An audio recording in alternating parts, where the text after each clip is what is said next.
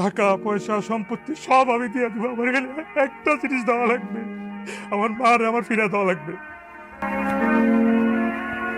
আমার মারে আমার লাগবে। তো লজ্জা লাগতেছে সম্পত্তির মতো এরকম একটা সামান্য বিষয় নিয়ে আজকে আমার এখানে আসা লাগছে। যে সম্পত্তি নিয়ে এত কিছু, সেই সম্পত্তি তো আমি কখনো চাই নাই। আব্বা কি জন্য আমার আমার নামে এই সম্পত্তির বোঝা চাপাই দিয়ে গেছে সেটাও তো আমি জানি না।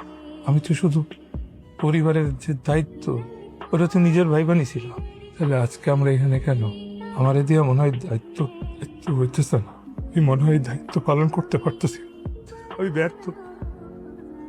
আব্বা তো আমার আরো একটা দায়িত্ব দিয়ে গেছে, আদরে আগলে রাখার দায়িত্ব,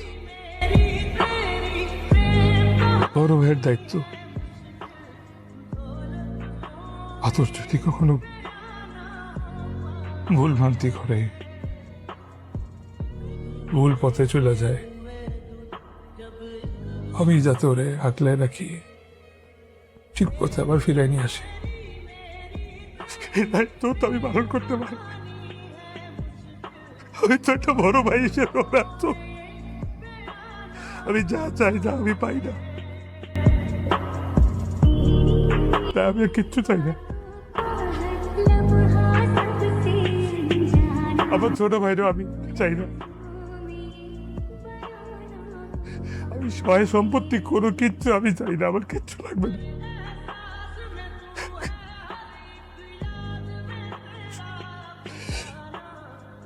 আমি এখন সবার মতো স্বার্থ পড়া শিখে গেছি, আমি সবকিছু দিয়ে দেবো, কিন্তু এর এর বিনিময়ে আমার একটা জিনিস দেওয়া লাগবে, টাকা পয়সা সম্পত্তি সব আমি দিয়ে দেবো, আমার এখানে একটা জিনিস দেওয়া লাগবে, আমার মারে আমার ফিরে দেওয়া লাগবে,